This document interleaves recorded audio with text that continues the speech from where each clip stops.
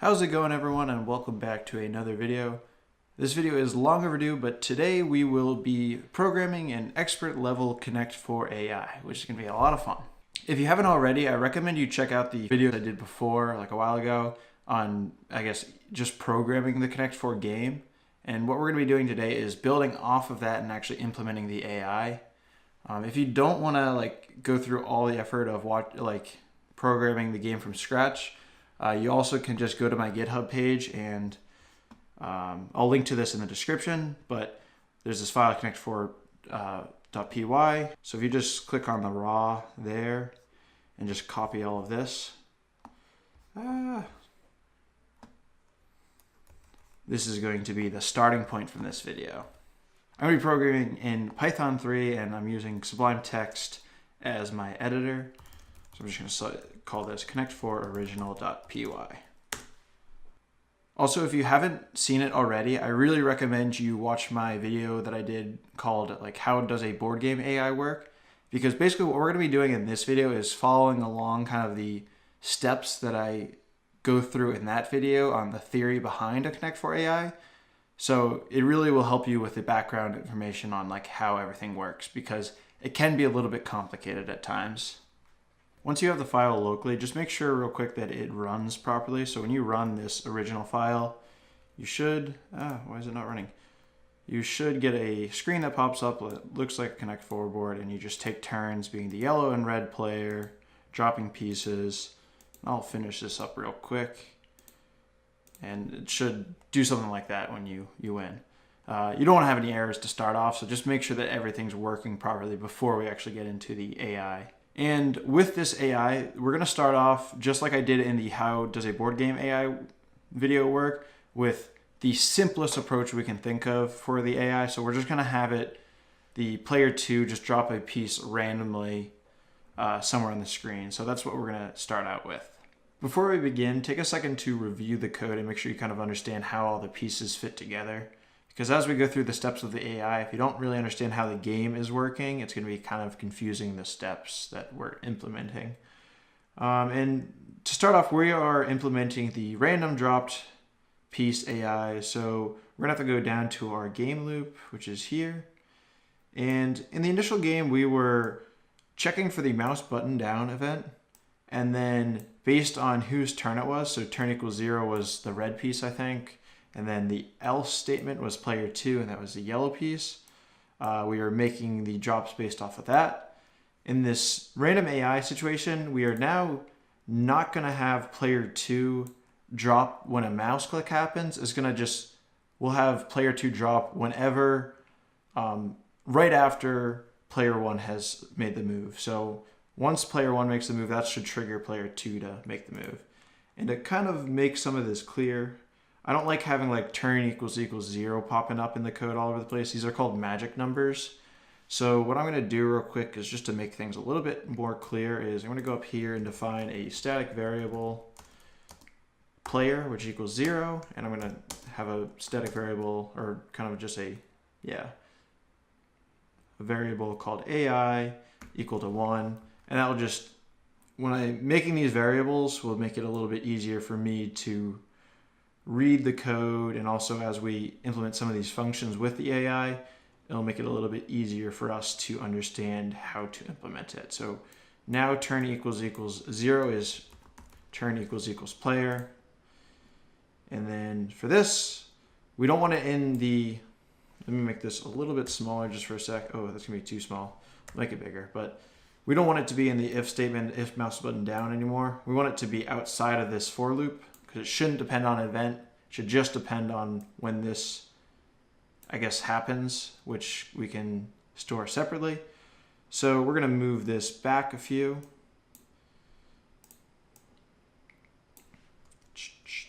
Okay, so that now should be in line with the for event.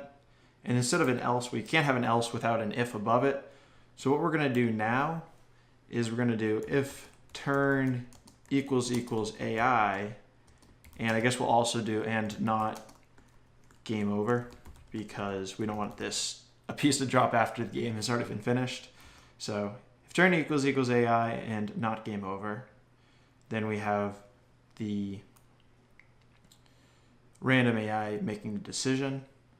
And let's see, there might be some other changes we have to make now that we did that. One thing we might want to do is throw the print board somewhere differently. Actually, it's good right here. And let's see where else it was. I didn't actually move it. Okay. So I'm going to move this stuff outside of the loop too. Let's see. Okay, I'm thinking about this. Okay, if game over, that should be in the loop. The turn, what we're going to do with the turns now is only have them change when a valid location was chosen. So here the turn is changing. And same thing for the player turn. So if valid location, then we'll change the turn. Okay. No, not that. One less. So inside the is valid location. Okay. So now what we have just done, we haven't really done. Don't worry too much about the, I guess, logistics of what we're doing, but basically we're setting it up so that we can pick a random spot to drop a piece. We're just kind of having to do some, I guess, extra work to clean up the code and set it up for what we're trying to do. So if turn equals AI and not game over, cool. And so now what we want to do is that initially right here, this was looking at where our mouse was and picking the column based off of that. What we want to do instead is now just pick a random column. So I'm going to do column equals random.randint 0, which is the farthest to the left column. And we have column count columns, right? But indexing is going to put that off by 1. So we're going to do column count minus 1. And that will pick a random number between 0 and, I guess, 6 inclusive to drop our piece in. And I did not import random, so I have to do that real quick. All right, I feel like I screwed something up, and maybe we'll get some simple AI right here. Okay, it seems to be working, but it's immediate, and that's kind of annoying. But that's a good, we're doing well so far. Oh, and it's screwed up. I just dropped a piece in a winning location, and it screwed up there too. So we have some things we need to do. So the first thing I noticed that was really annoying was right when we dropped our piece, the AI dropped their piece. And that just doesn't seem very, it's not a good user experience. So the first thing we're going to add is some time delay for the AI piece. So down here, we have the AI move. And so basically what we're going to do is once this column has been selected and is a valid location, so if it selects a column that's not valid, like already filled up or something, it will run the loop again. Like nothing will have changed. The turn won't have changed or anything. And it will find a column that's valid. And so in the is valid location, we're going to add a delay. So we're going to do pygame.time.wait 500. And this is similar to what we did before when we ended the game, just to hold the player 1 wins on the screen. So just like we did there. So we're going to add that. And so let's see how it looks now. Quickly. What the heck? Okay. So I noticed another issue. So I think it's working, but what's not happening is the board is not getting reprinted after we select our piece. So the delay was there, but it was being weird because it wasn't actually drawing the board again. So what we're going to do here is once we select a is valid location, we should update the board because it will have dropped a piece. So I'm going to add this here. See what it looks like now. Yay, that looks pretty good. And it's moving around. Okay, it seems random, but obviously, as I mentioned, as I mentioned in the how does a board game AI work, it's when you just select a random column, it is such a stupid AI, and it will not block my obvious 3 in a row. So I can easily win right now. Also, real quick, while I'm thinking about it, I don't know if you noticed this, but right now, I always get to go first. So we probably would want it to be random who gets to go first. It just makes it a little bit more realistic, and we want the code to work if the AI goes first. So we can really easily add some logic that will allow us to randomly initialize who goes first. And all I'm going to do is turn equals random.rand int 0, 1. Or I guess we could even do player AI, which is going to be 0 to 1 as well. So what will happen now is instead of turn, where was turn initialized? Somewhere in here. Turn equals 0. Now turn is going to be either 1 or 0. And the reason we can do this just fine is because the only place turn can change is after a valid piece has been dropped. So basically what's going to happen now is we're going to skip over this event, this code right here on the first iteration if we get 1 in that initialization step, and then the AI will drop a piece, it will switch to the player's turn, and then we'll start back up at the top of the loop, and we'll wait until the user clicks and then run the code. So let's just see if that worked. Oh shoot, yeah, it looks like it worked. I'll run it one more time just to make sure. It's kind of weird that it's starting yellow. It's a little bit laggy or something, but it is working. And I want to just make sure that I can get I should be able to go first at some point too. Okay, yeah. So after 3 tries, we initialized the 0, and I get to go first as before. One more thing before we move on to the slightly more advanced AI is that when I was running this, one thing that I found that was annoying is, come on, run. Shoot, I have to click first. Is when the yellow piece is first. So you see how when the yellow piece is first, the yellow block popped up top here. It draws the yellow block up here. I don't really want that to happen now that we're always red. So I'm going to change this to turn equals player, and then I'm going to actually get rid of this drawing the yellow circle on the mouse motion event. So let's see what happens now. Yeah, so now it just pops up immediately, and I could add another delay, but I'm fine with this. Cool. Yay. All right, let's move on to something smarter and actually start implementing the scoring heuristic for our board. So what we're going to be doing is evaluating whether or not a board state is good or bad based on, how many 2 in a rows there are, how many 3 in a rows there are, whether or not you're playing in the center column, and vice versa for the opponent having 3 in a rows, 2 in a rows, etc. And so this is exactly what we did in the How Does a Board Game AI Work video, except the one difference is that a lot of the scores I think I was going through in that video were relative to the piece you dropped. So like you'd only look at the 3 in a rows created or the 2 in a rows created from the specific piece you dropped that turn.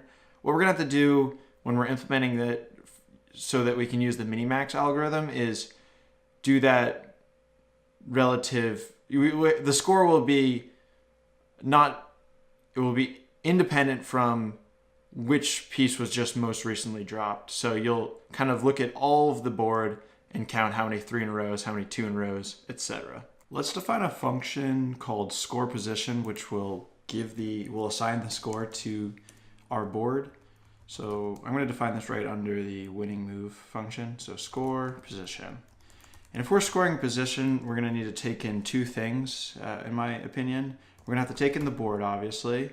But we'll also want to take in a piece, so we have to know whether it's red or yellow going, whether it's the player or the AI. Okay, cool.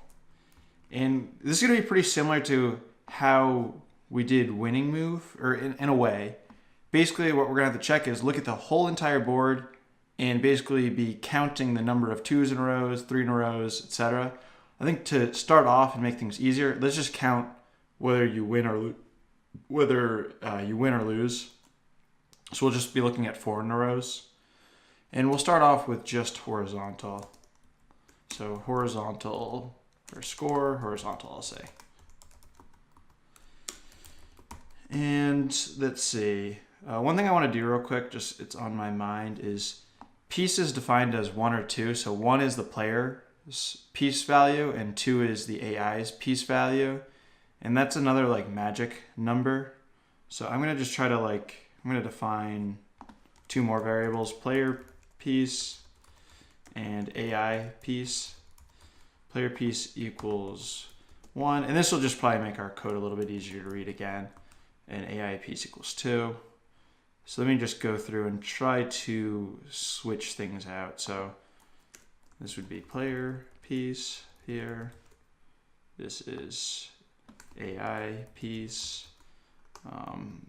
Defined in several locations. Go down, player piece.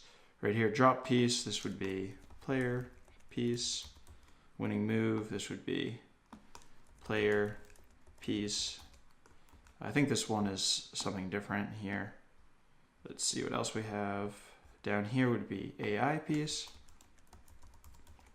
And I think down here would also be AI piece. I think that might have been it. Not positive, but just cleans up the code a little bit. Okay, so we want to score the horizontal locations. The way that I think we should do this is basically what we're going to want to do is we could do it the exact same way we did winning move, but it gets kind of tough with these if statements to count whether or not like you have 2 in a row exactly or 3 in a row exactly, because then you'd have to you have to factor in all the different ways you can have 3 in a row. So what we're gonna do is I'll run the game real quick. Oh no, what did I do? Sorry, we just need to pass this function real quick.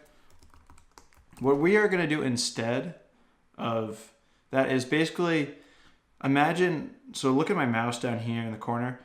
We're going to look at, with horizontal starting, we're going to look at window sizes of 4 and just basically in those window sizes of 4, count how many empty squares and how many filled in squares there are. And we'll basically be able to count then the lines of 2, lines of 3, lines of 4 from that. So this is how it's going to work. So we have our board, and that's, the matrix, the row of rows and columns. So what we're going to say is for R in range row count. So for each row, we're going to want to do this. And then what we're going to do is we are going to define this row array. And yeah, is row array the best way? Yeah, row array. So this is going to be all of the pieces. So if we're looking at a single row, this is just going to be the 7 tiles, but just in a single list, so it's easier. And we're going to define that as row array equals int I for I in list board. And then so we want the specific row we're on, so it's going to be board index of row, but then we want all of the column positions for that row, so that's why we use this colon right here. I think that's what we want. Let me just see. And the int I is just to make sure that we're always getting something that's can be indexed into the so what am I saying? Sorry. Int I think I just added this just to be cautious that we didn't try to index something with a float value or something. So that's our row array. And so then what we're going to want to do is get, if this is like, let's say we looked at the board down here, the row array would be like this single list in here. What we're going to do is look at all of the pairs of, all of the window sizes of 4. So to do that, we will do for C in range column count -3. And the reason we do -3 is because the last one we want to look at is this. So we don't look at, like, we don't start with these last 3 as the farthest to the left, if that makes sense. I'm highlighting right in this area if you missed that. Okay. So we're getting the horizontal windows, and so the window then will be of 4 will be the row array, and we're going to index that from our starting position. So that's going to be from C to C plus, I guess, 4, would it be? 4 or 3? I'm trying to think. It's going to be 4, yeah. C plus 4. And we can actually make this a variable too, just so you know where that 4 is coming from. I'm just going to call this window length. So window length equals 4. So window length. So we're getting 4 at a time. And then what we're going to want to do with that is count the number of 1s and 2s. So AI pieces and, player pieces, whatnot. So what we're going to do with this window is there's a built-in function of lists in Python, .count. So what I'm going to do is count the piece that we're passing into the score position function. And if that equals 4, so that would be we win. So I guess if window.count piece equals 4, let's say we have a score that we're defining. So score is 0 initially. We'll say score plus equals like 100, right? So if we ever find 4 in a row on the board, that's a really good board, obviously. And so we should try to get that move. Okay, so we have score plus equals 100. And then once we're done, we're just going to do horizontal for now, and we'll fill in the diagonal and vertical later. Turn score. Okay, so now we have this score position function that looks at a single board state and gives the score of 100 if it is a connect 4, and gives 0 otherwise.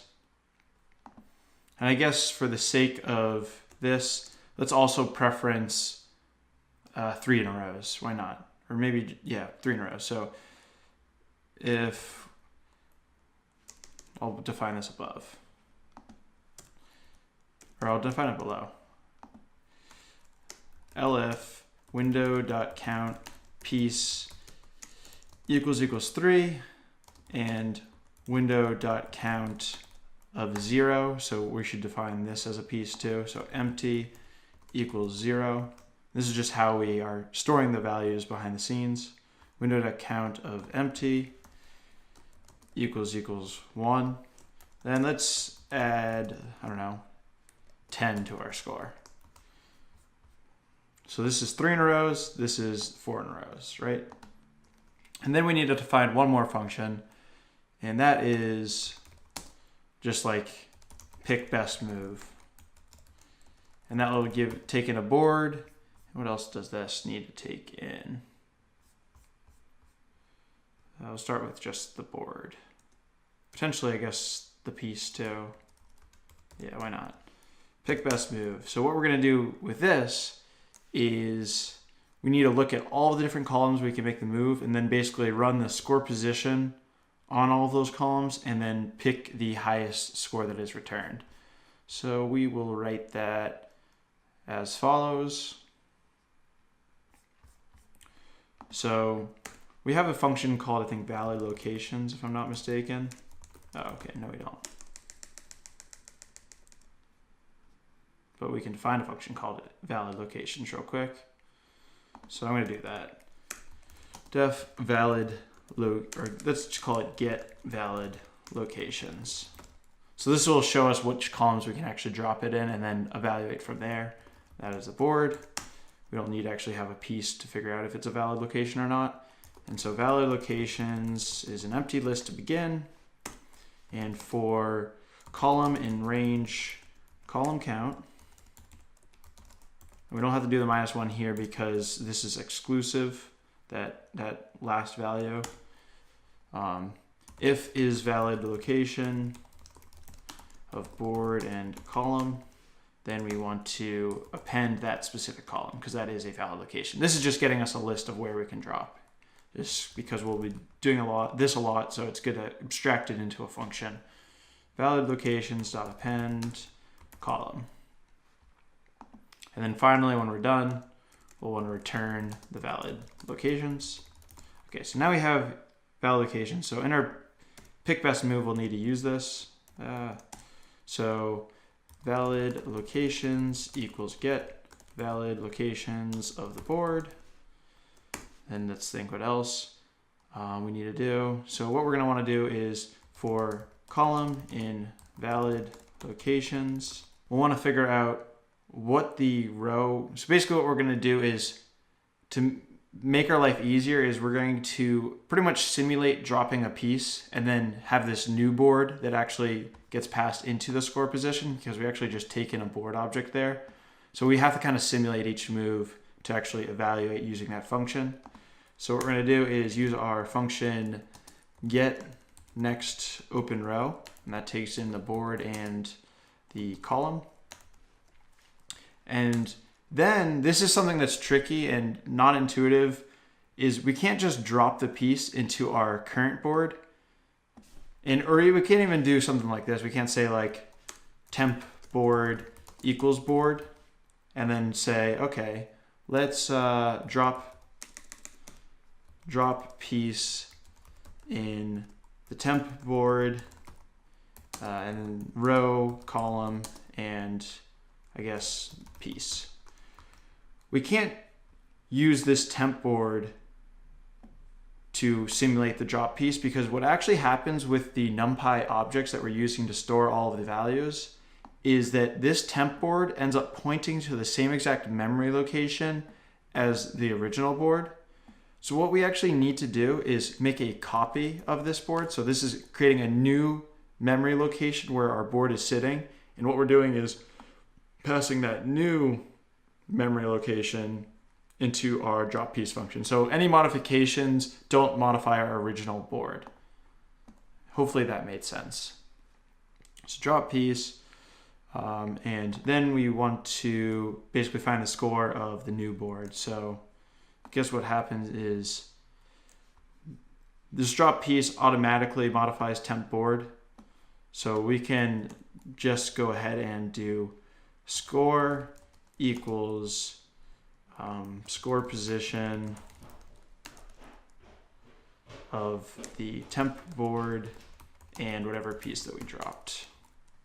And then what we'll want to do is basically keep track of a best score. So we'll say best score, and we'll set that to 0 initially, and we'll have best column, and that'll just be like, we'll just put it as a random choice of the valid locations. And I define valid locations below this, so I'm going to just remove that down here. Okay, so we have our best score and our best column. Best score is initially 0, best column is just random. But what we can do is, if this score that we scored with this new board is greater than, if score is greater than best score, then we can set our new best score to score. And we can set the new best column to whatever column we were checking when we got this new score. Okay, does that make sense? And then finally, once we do this, we'll do return best column. I think that looks right. All right, let's try that out real quick. So all we should see here is we didn't add anything too complex. We just made it preference winning horizontally and getting 3 in a row horizontally. So we shouldn't be looking at any sort of vertical maneuver. Okay, so instead of the random location here, I'm going to comment this out and do column equals pick best move of the board, and I guess we're the AI here, so I need to pass in the AI piece. Come on, moment of truth.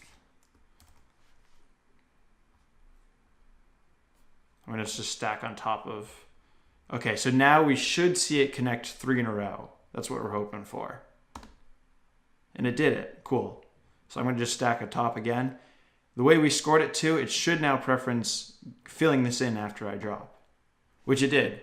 Woo! We got something a little bit smarter. Okay, now that we have the score working for the horizontal moves, we can kind of expand upon this and make it work for diagonal and vertical as well. Also do probably a little bit of cleaning so it... where's the code?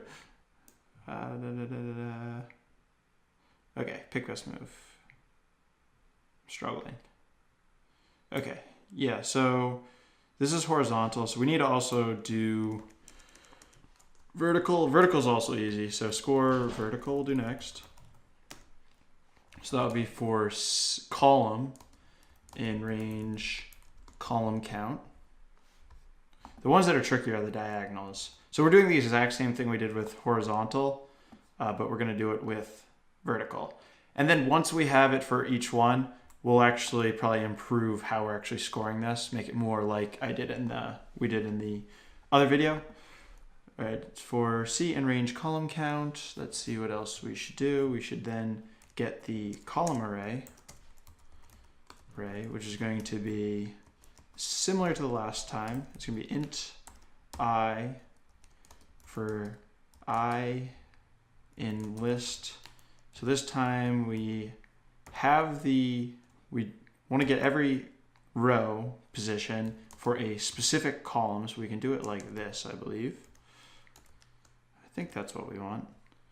And then we'll want to iterate through the windows just like we did last time, but now we have to iterate through the row window. So for R in range row count -3, window equals row array, C or R to R plus window length.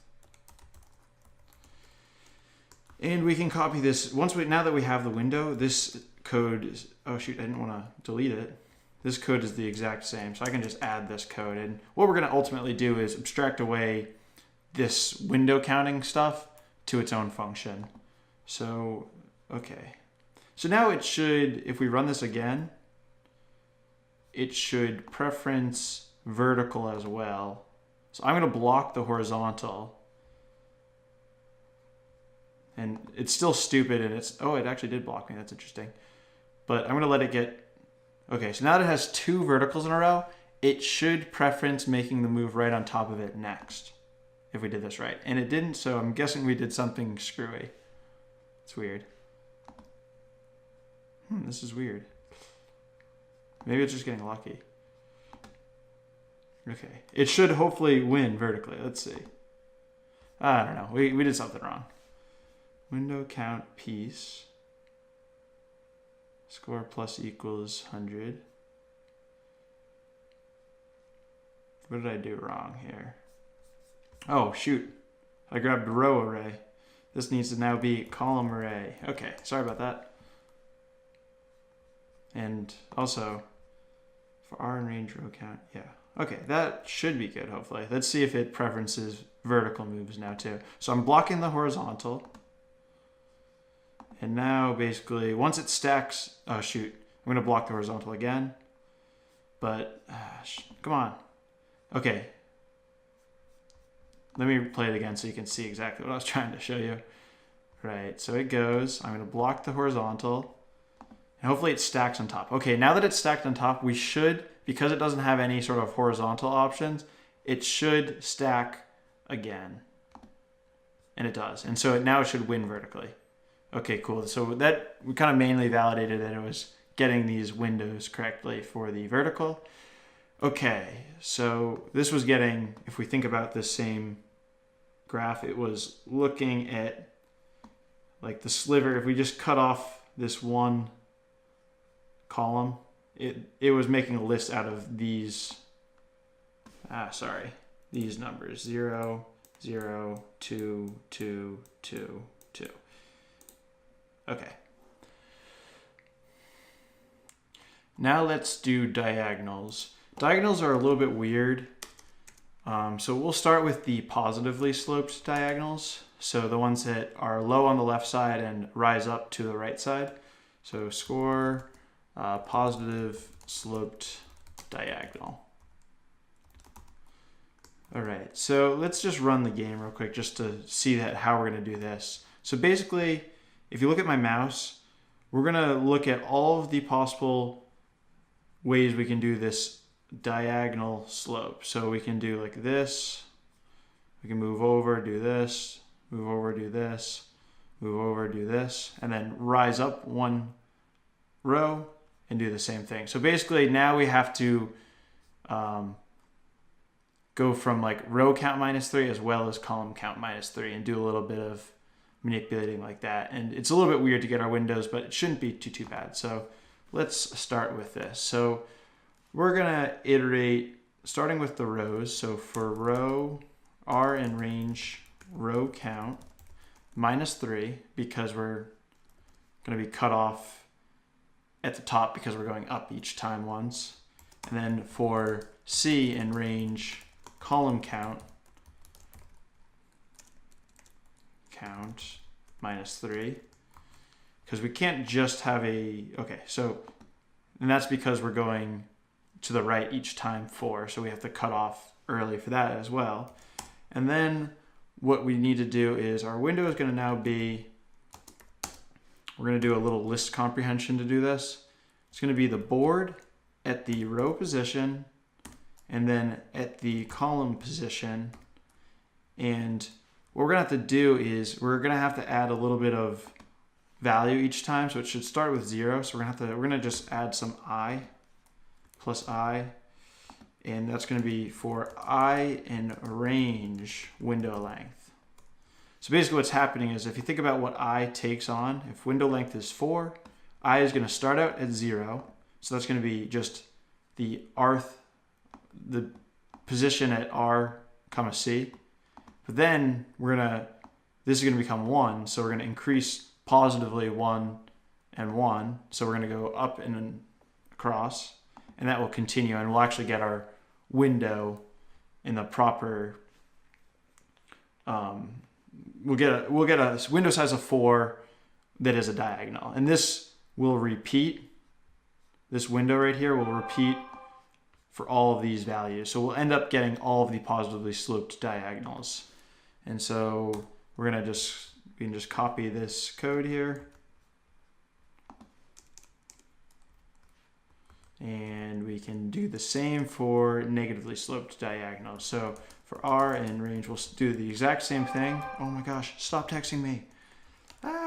Sorry. For C in range column count -3.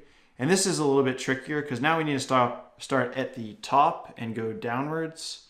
So to do that, bear with me. We're going to want our window to be equal to, we'll do a list comprehension again, board R. So this is going to be the same exact as before, but now, oh my gosh, this is annoying. Wow. What is this crap? Sorry, I'm going to turn off the volume. There we go. Okay, so what I was saying was now the first thing we check is up here. So that's going to be the row +1 +2 +3 to get that position. So that's going to be row +3.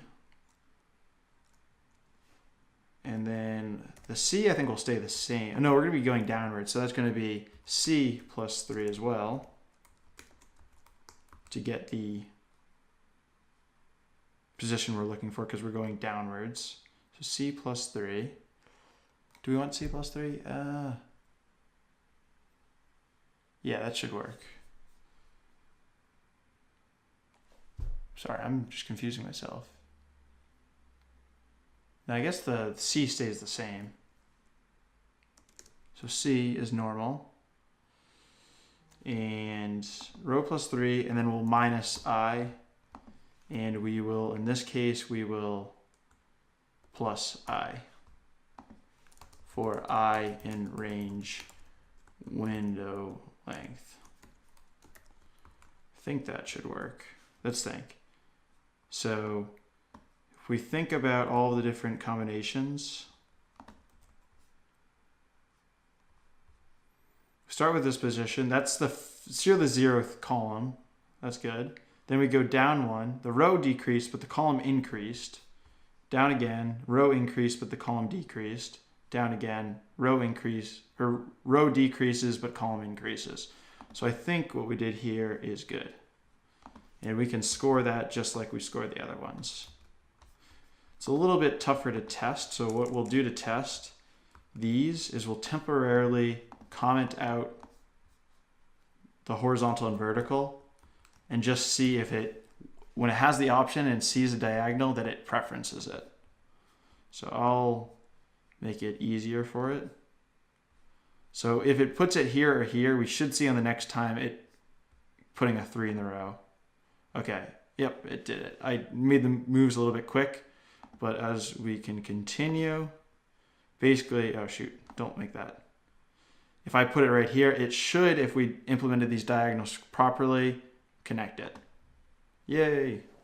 We can go ahead and uncomment all of this now that we've checked that diagonal. I guess we should ideally check positively sloped too, but I'm pretty sure we're good there. Okay, and now what I recommend we do is we're going to want to add a couple more different ways we can score this. And just so we don't copy all of this into each one of these individually, let's abstract out a new function called, like, I don't know, find it called window, evaluate window. How about evaluate window? And we'll take in the board and the piece to that, or I guess not the board, we just need the window and I guess the piece for that. So this is going to be the exact same thing as we did before. So if window.count piece equals 4, score plus equals 100, elif window.count piece equals 3, and window.count is empty, equals 1, score plus equals 10. Let's think what else we should have. We should also have an elif for window.count piece equals 2.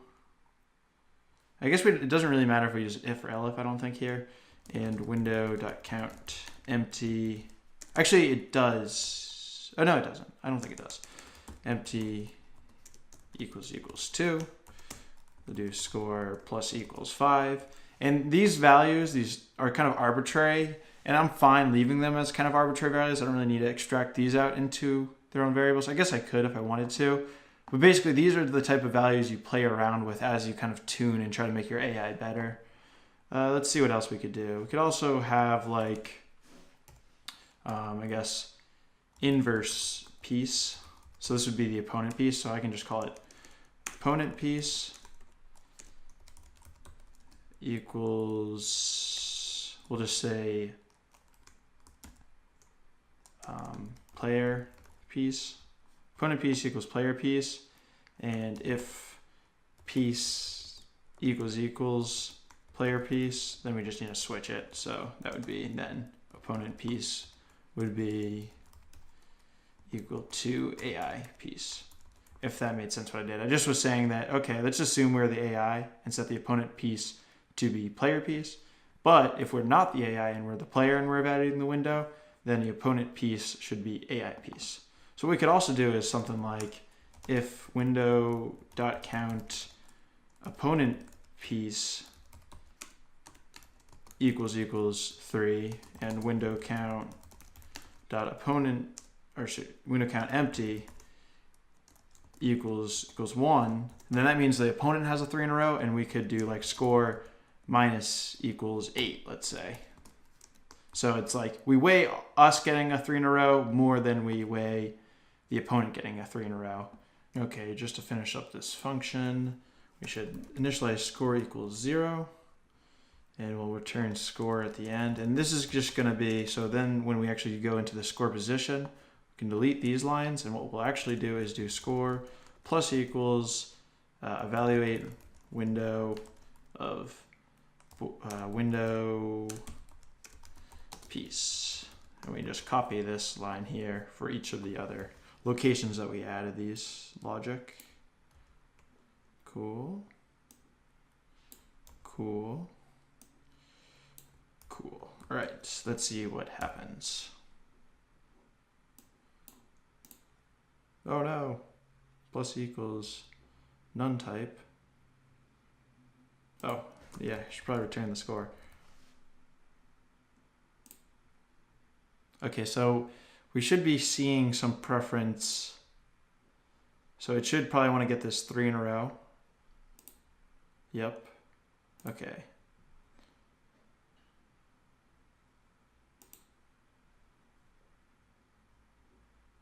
Will it block me? So it doesn't seem to be blocking me. Let's see if it preferences diagonal downwards. I guess it's diagonal that way. Let's see if it preferences diagonal downwards now. Cool. It's looking pretty good. However, it's not blocking me, so that is an issue.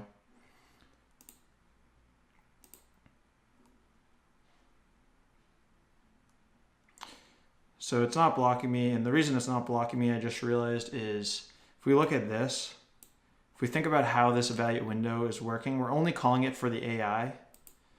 So if the AI ever sees the opponent has 3 and the window count is 1, empty is 1, then the opponent already has 3. So would be able to win in the next case. So in this case, it would be preferencing putting 3 in a row over blocking the opponent. So watch what happens if I make this like -80. Now it's going to preference, and I also will have to change the best score to be some sort of low negative number to start, just so it doesn't screw up if we get a negative here. Now it should block, always block if I ever get 3 in a row. Yeah, see that? Cool. I don't know if we'll keep this in when we go to minimax, and we're going to go to minmax really soon.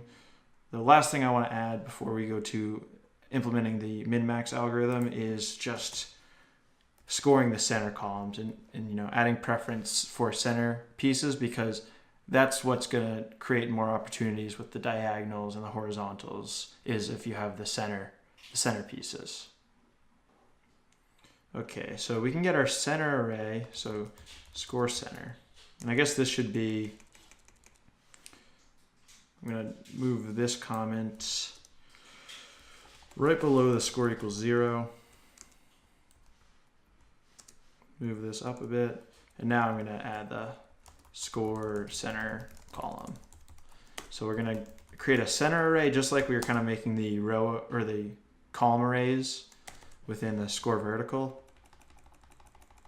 So we're going to do equals int I for I in list. We want the board and we want every row position, but we only want the center column, so we can do column count. And then we could just, you know, manually think about it. 0, 1, 2, 3 would be the middle. But just to kind of not have magic numbers, I'm going to do floor division by 2. So that will get the middle column. And then what we want to do is just do center count, I guess, equals center array dot count piece. And then we'll just add to our score, I don't know, 3 points or so. Let's see, I kind of did some weird numbers here. I'm going to add like 6 for each piece in the center. So center, or score plus equals 6, let's say. And these numbers are all going to change, so don't worry too much about all the score increases. This is something you play around with. Okay, let's see if it's preferencing center now. It should not have gone there if it was preferencing center. Score plus equals 6. Let's really crank up this score real quick and see if it works. It's weird. Yeah, something's goofing. Oh. Okay, sorry. I was doing plus equals 6, but it should be plus equals center count times 6, right? So if you had 2, it would be 12 plus 12. It would be, if you had 3, it would be plus 18, etc. Okay, now it looks like it's preferencing center. We'll see. Should block. Okay, cool. Now I think it should go center, if I'm not mistaken. Yeah, cool. And probably should go center again, if I'm not mistaken. Okay, I guess that created more diagonals, but okay, center, cool. Should block and go center, cool. I think that's accounting for the center. All right, with that, I think we're ready to move on to the min-max algorithm. And what I think is helpful, at least when I was implementing this, is I went ahead and just was reviewing the Wikipedia page on minimax. So, you know, if you didn't watch the video I posted, minimax is basically a way so that we can look down the branches of any sort of rule-based game like chess, checkers, and in our case, Connect 4. So we can basically look down at branches and evaluate using our score function the best branch that we can guarantee getting. So what I recommend we do is go ahead and go to the pseudocode. And this is all we really have to implement. So function minimax node depth maximizing player. So the node in our case is going to be the board. Depth is how far we want to search down in our game, and maximizing player is going to be true for the AI and false when we're looking at the player's move. So let's go ahead and implement this. And I'll be kind of popping this window back in and out. Okay, so score position is good. Let's define mini-max. Okay.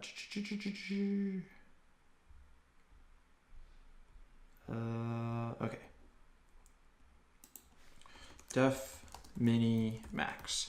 So we're going to pass in the board, we're going to pass in the depth, and we're going to pass in the maximizing player. And I'm going to just do pass for now. Okay, what do we need to do next in this? If depth equals 0 or node is a terminal node. So what is a terminal node in our case? Well, that's whenever a game is won, or I guess if we get to the end of the game. Those would be terminal node conditions. So then we want to return the heuristic value of that node, and else we want to kind of recursively check our tree, like you see in this diagram down in the bottom right, and find the best score. So that's what's happening down here. Let's start off though with the, I guess, if depth equals 0 condition. That's when we're going to be returning the score position function score. Okay, so so let's do this. If depth equals 0 or terminal node. So this terminal node we haven't defined yet, so let's just define it. So what we just said was terminal nodes would be us winning, the opponent winning, or you've used all the pieces in the game. So let's do those. So I'm going to define another function, is terminal node. And that'll just be true if it is a terminal node and false if it is not, and that'll take in a board. So what are the terminal node conditions? Well, we have this winning move function right here. So basically we can use this to our advantage. So if this returns true for either of the pieces, then it would be a terminal node. So those will be two of our conditions. So we want to return winning move, board, player piece,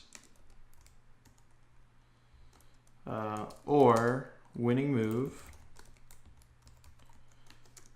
board, AI piece, or the final condition is that there's no more valid moves in the game, so the board is completely filled up. So what we can do in this is we can say length get valid locations of the board, and that length should be 0 if it's a terminal node. So this statement as is will return true if it is a terminal node and false otherwise. It's a nice one-liner.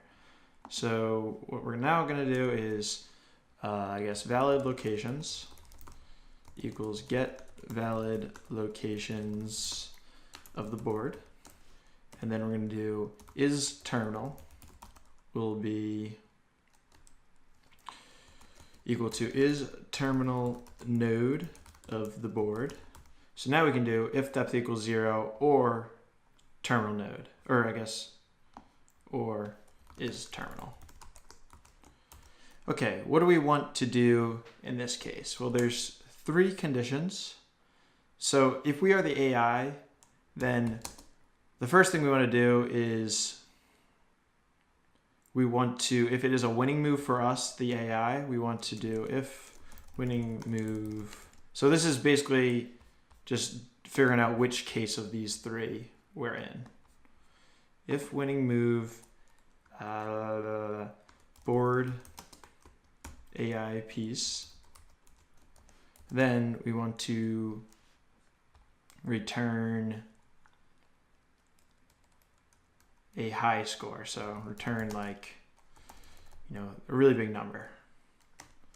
Elif winning move board player, we want to return or player piece, sorry. We want to return a very low score. And we're gonna have to augment this so it also has a position, but you'll see that in a sec. Okay, return a really low score if it's a losing condition, and then else. This is gonna be when we evaluate our score position. This is a board that is not a winning condition, and it's not a terminal condition, so we actually wanna get the score for it. So we're gonna do, and I'm really just following, if you're getting confused with what I'm doing this step of the minimax algorithm, and I'm just finding the heuristic value of the node. And these are kind of 2 edge cases, the winning move cases, and I'm just handling them separately. I guess they could be kind of factored into my minimax, but just because we're only really looking at the opponents, it might work if I didn't handle these separately. In my head, it makes it easier if I handle these separately. And then finally, the else condition is when we want to, I guess the else condition here would be the game is over. So that's just kind of like a weird case where we would return 0, I suppose, because you can't really do anything from there. All right, cool. So we have that's part of it. And now the final thing is if it is not, if is terminal. That's the is terminal cases. Either we win, the opponent wins, or the game is over. Those are the 3 cases. So I can just even mark this, game is over, comma, no more valid moves. The other case is the depth is 0, so we can just do else here, and that's going to be depth is 0. And in that case, we want to find the heuristic value of the board. So what we're going to do is just do return score positions, score position of the board, and I guess whatever piece we dropped. So in our case, it would be the AI's piece. I guess maybe it would be good to specify this, but I'm just going to keep it as the AI piece right now. You can fix it if you need to.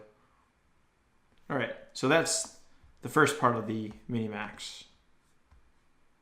And sorry if hopefully this is not too confusing. It'll all kind of fit together once we, get through the rest of it. All right, let's finish implementing the minimax. So let's do the bottom half of that, what I was just highlighting on the Wikipedia page. Also, this should be AI piece. The AI in the player without the piece is just only was used for the turn. Okay. All right, so else. Let's see, what does that say? If maximizing player, then. And we returned out of this, so this week, if you get into this if statement, you'll not get into the other ones that we're about to define. So if maximizing player, and I'm gonna just actually, I think what will be easiest is if I just keep this on the screen.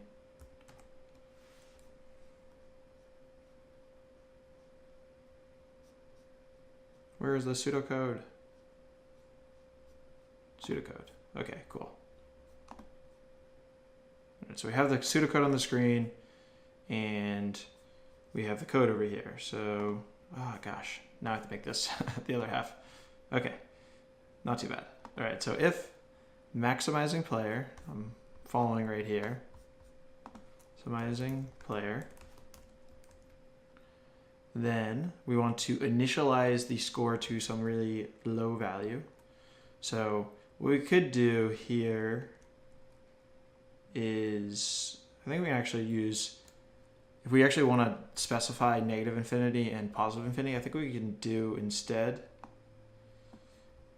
is we can do value equals math dot infinity. That works, and I can actually just do negative math dot infinity. Okay, so that covers that. And then for each child of node, so that's for each position we can drop in our Connect 4 game.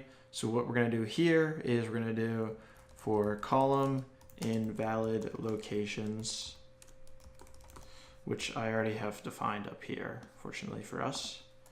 Column invalid locations, comma, row equals get next open row of the board and that specific column that we're looking at. And then as before when we were just doing this, the score position function, we need to copy the board. So board.copy, just because otherwise we'll use the exact same memory location that the board is on. So it will really screw up when we're, recursively doing this. Okay, and we can go ahead and drop a piece in that position. Copy, row, column, and we are if we're the maximizing player, then we're the AI piece. All right. And so what's going to happen here is we're going to have a new score, which is going to be equal to the minimax, which is going to be the max. So if you look at this, it's going to be the max of the current value, which is negative math infinity, and minimax of depth minus 1. So new score, I guess, would just be the max of current score, which was value, and minimax of, this is a recursive call here, of the board copy, depth minus 1, and I guess we do false now because we're no longer the maximizing player, we're now the minimizing player. Cool. And then finally what we'll want to do is return the new score. So that's the max of the value and the minimax. And we want to do the same thing for the minimizing player. So else, we know we are the minimizing player, and that is the code right here. We want to initialize the value to positive infinity. And now copy the same thing for column invalid locations. Same as before, row equals get next open row of board and column. We need to copy the board again because we don't want to use that same memory location. Otherwise, we're going to have issues when we try to recurse back up the tree. Drop piece equals, board copy row column, and now we are going to be the minimizing player. So what we need to do is actually make this piece the player piece. And same before, the new score though is going to be, because when we are, if we remember this, the minimizing player is trying to take the lowest value. So if you see this node right here, this 10 and plus infinity, 10 is the lower node, so it'd always take that. So in the minimizing player case, we want to take the new score would be the min of the value and minimax of word copy, depth -1, and then we want to do true for now switching to the maximizing player. So this false and this true is what's allowing us to switch back and forth between this maximizing player and the minimizing player in the context of the minimax algorithm. And make sure you understand the minimax algorithm. Watch the video that I've posted previously on it, or just kind of review this Wikipedia page to kind of get a feel for how it works, because that is crucially important for understanding how this new AI is working.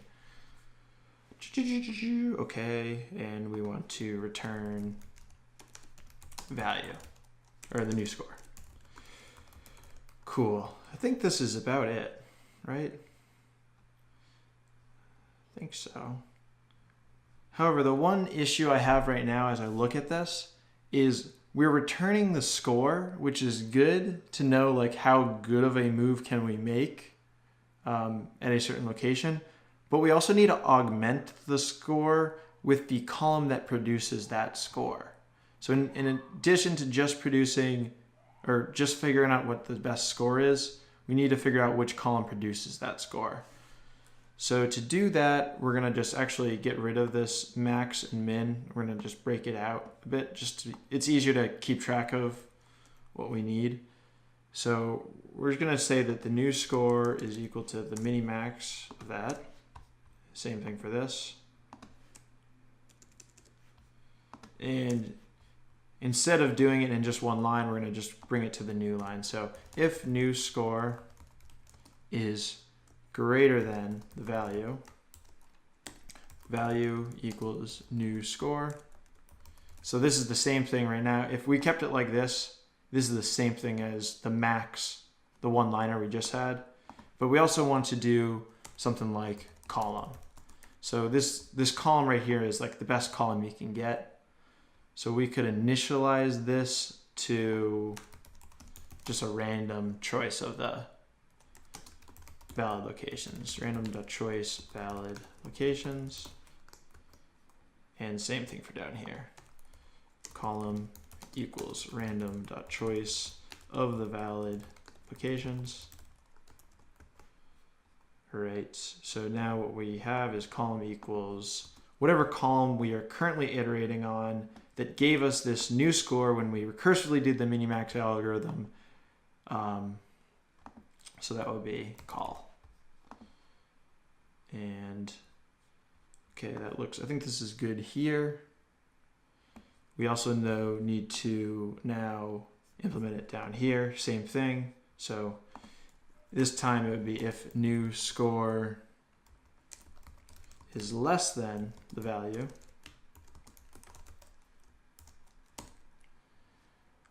we want to do value equals new score and column equals call.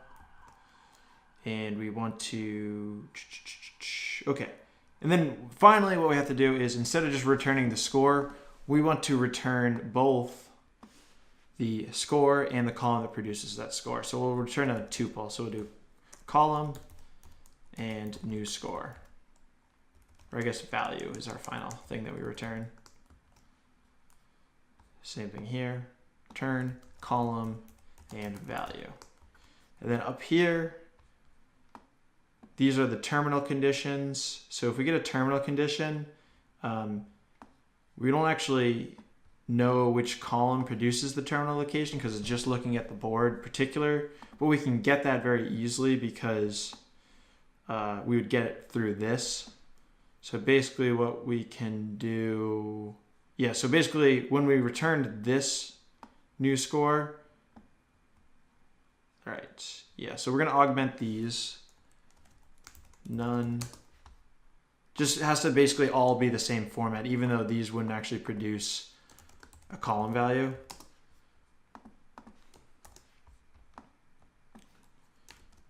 None, 0. Okay, so we don't know which column produces those. And basically what we need to do now is if we want just the score, we need to get the first index. Need to get the first index here. Is that it? think that might be it. And then I guess right here too, this would just give us a score. So in this case too, we need to do none, comma, score positions. So basically we're always, because this is a recursive function, we always need it to return the same format. So we're now just saying, return us the best score in the column that produces the best score. Cool, I think this is it. We can delete this pass. So let's go ahead and real quick test out our first attempt at the minimax. And to do that, we can just go down to here, and instead of pick best move, what we're gonna do is do column equals minimax of 0, or shoot, what am I thinking? It's board, then it is depth. So let's just, for sake of simplicity, we'll start with depth equals 2, and then we are the maximizing player, so that is true. Let's see if this works. Nope.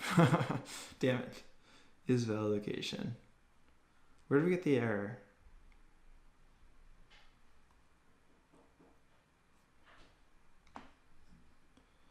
Where do we get this error? Too many indices for array.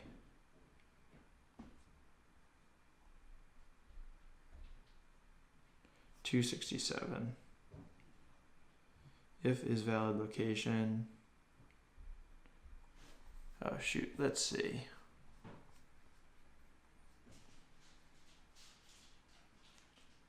Oh, all right, yeah, sorry. I was just trying to get the column out of here, but we actually get the column and the minimax score.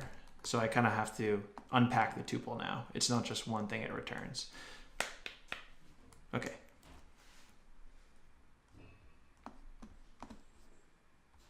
All right, so what we should see now, I think at depth of 2, it should be smart enough to block, I guess not yet. I was hoping that it would block me from getting this situation where I could win on either side.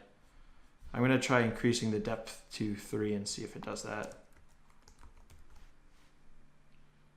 All right, so what I'm trying to see is if it's looking ahead in the future, and how we can tell that is if it's looking ahead in the future, it should prevent us from getting wins that we can kind of have 2 spots where we win. So if I drop it here, it needs to block me so that I can't get the horizontal 3 on the bottom. Still is not doing it. What the heck? Might be some sort of error. I'm gonna just try one more time, maybe seeing if it's not looking far enough in the future, and do this depth 4. So this is how far of a branch it's checking. Yeah, it's definitely having some issues here. It did win that time, but it's always picking 0. It's always picking the farthest to the left move. Why is that? The reason it is always picking the farthest to the left, even at depth of 4, is, let's go up and just check. Why is my mouse being so fidgety today? It won't scroll up for me. Okay, I see it. If we look at where we are returning this column and value, it is inside of the for loop. So it's on the first column, basically. And also we initialize the value to negative infinity. So it's basically, okay, it's figuring out that whatever score is on the farthest to the left column, it's gonna be bigger than negative infinity. So it's setting that column here and then returning it immediately. What we need to do is just backspace this once. And hopefully now it should be pretty good. And I probably don't even need to go to depth of 4. I can probably go to like depth of 3 and it will still block just fine. Okay. I kind of want to go first just because I feel like I'll see it easier. Okay, so now it needs to block one of my horizontals, which it does now, which is good. It needs to block. Cool, that's looking good. Okay, let's see. If it's looking into the future, it should put its piece right here next if I put it up here. Cool, it's looking good. It's like smart enough to know that like this position right here where my mouse is was the best spot to put it because that gives us a win here and here. So if it looks in the future, it knows it's going to win. It's not going to be easily blocked by me. Looking good. Cool.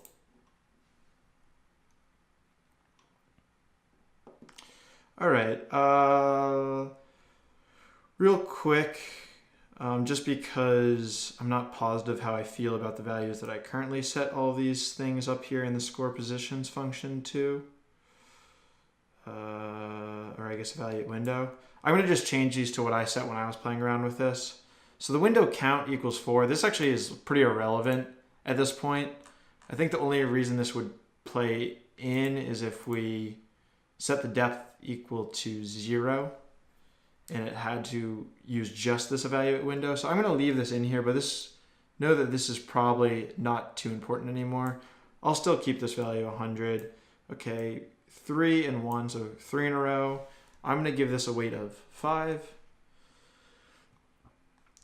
2 in a row, I'm going to give this a weight of 2, but remember that it's in multiple directions, so you could have multiple 2s in a row, and it adds up. Opponent equaling 3 and 1. This is not as important anymore because, and also I have to kind of make this a smaller value because this is factored into the terminal condition case, so it will look ahead in the future and make sure that it's not losing. So I'm going to make that -4. Then the other thing that I changed to is instead of making this times 6, I'm going to make the center column worth +3. And these are values you should play around with. So if you really want an expert level AI, play around with these values. But honestly, I feel like this AI right now, like I'm going to just play a game, like try to win. I guess it's still not amazing. I guess it's depth 3 right now. But yeah, like look, it's making pretty good moves. And it's like gonna know to win if I put it there. I think this is a pretty good AI at this point. To make it even better, what we can do is increase the depth of how far it's looking. Where is that? So if you make it 4, it's looking, if we think about how the minimax works, it's looking farther down in this tree. So this 4 would represent how far it's looking down. It's like right now we're at depth 4, so that's why it's looking this far down. And you can think of this graph as being all of the possible ways a Connect 4 board can work. So depth 4, let's see. This would be even better of an AI because it's looking farther in the future.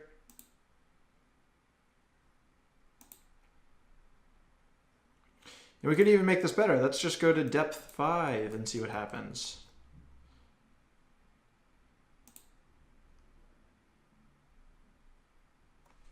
Okay, we kind of have a problem. I don't know if you noticed it, but I did depth 5 and it seems like it's just, oh, it finally made a move.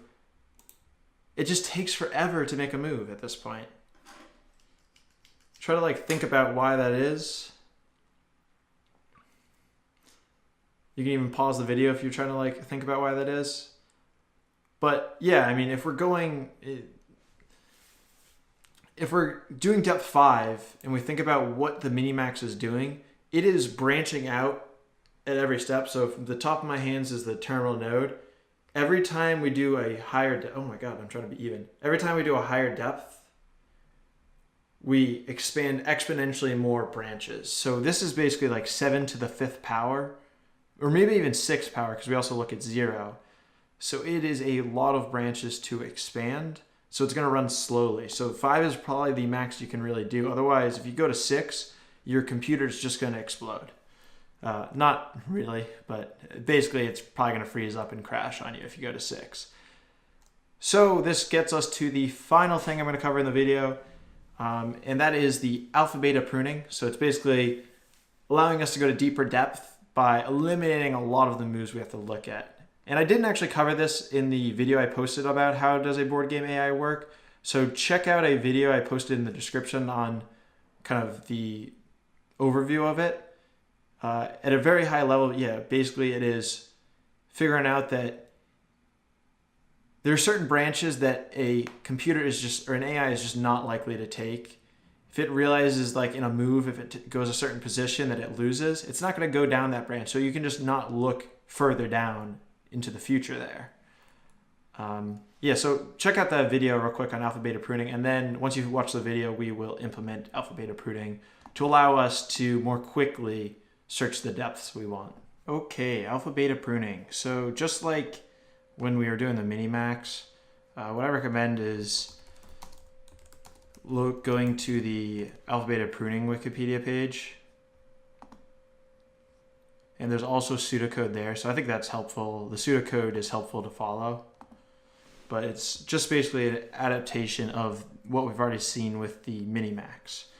But now we have these two additional parameters, alpha and beta, and you should understand what these are now that you've hopefully watched the video or already had some knowledge about how it worked. So we're gonna go up to our,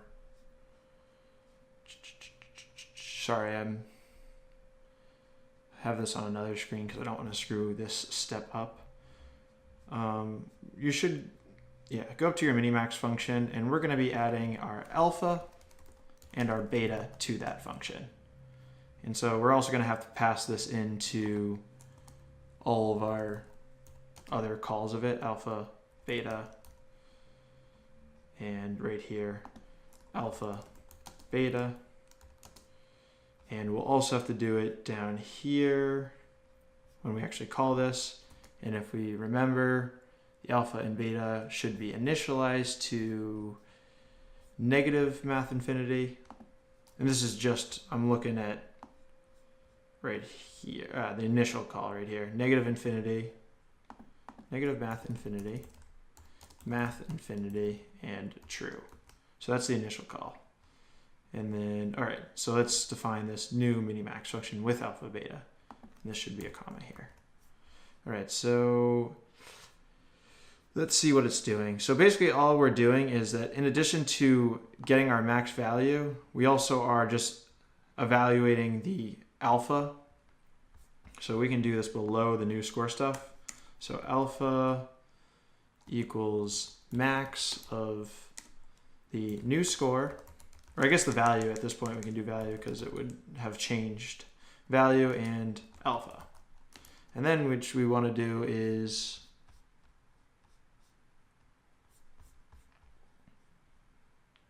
or I'll just do it in the same format that Wikipedia is doing. So alpha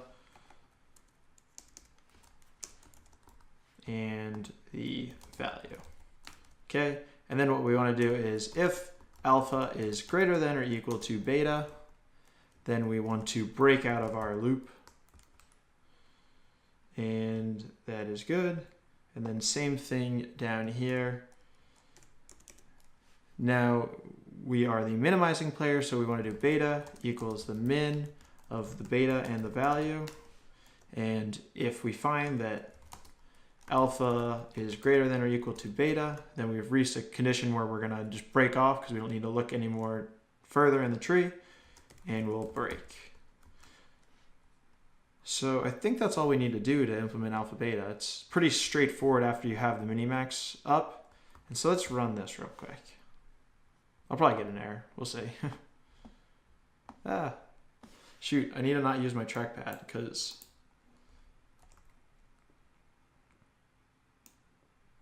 I keep accidentally dropping pieces. Okay, it has a piece there. This should drop quickly. Before depth 5 was taking a while. Now that we did this, it should drop quickly. Which was pretty good. It was pretty good. Reasonable, more reasonable than it was before, for sure. So I think that is looking pretty good. And what we can honestly even do is, now that we're searching so far, what we can do is, we had that initial time delay. I can actually just comment that out at this point. So this should be pretty quick. And we're going at depth 5, which is pretty far down. Yeah, that's not bad. I think even if we go to depth 6, it's not too bad either. But like before, if we went to depth 6, it would take forever. We'll see. It also depends on what type of processing power you have. So I'm going to try depth 6 here. It's taken a bit for sure. Did I do this right? But not nearly as long as it was taking before. Yeah, the alpha beta pruning looks good. And one thing I just realized is that you're going to see more performance gains kind of as the game goes on further, because there's going to be, at the start of the game, there's more possibilities and less places it can break out of that alpha beta thing.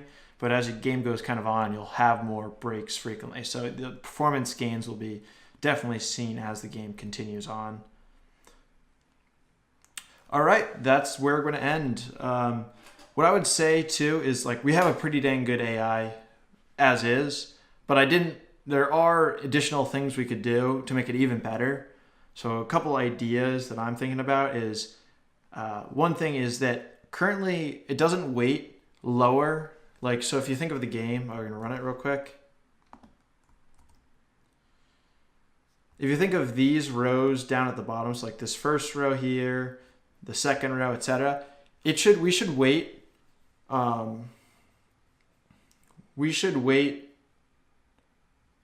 what am I trying to say? We should weight the lower wins. So like when you have 3 in a row that's lower, that should probably be weighted higher than if you have a 3 in a row that's at the top here. And that's because, as the game fills up, people have to put them on the lower rows before the upper rows. So like if you are strategically playing as an AI, you would want to like put your pieces down lower so you get more chances to win. Also, what I recommend is you can make it even better than that by watching the even odd connect four strategy that I posted. That's like a really cool strategy that you could try to implement with the AI. You could also, let me think. I mean, there's other things you could play around with. Off the top of my head, I'm kind of spacing right now, but the values all could be tuned of the scores. But yeah, just have fun with it. Have fun. Thank you guys for watching, and peace out.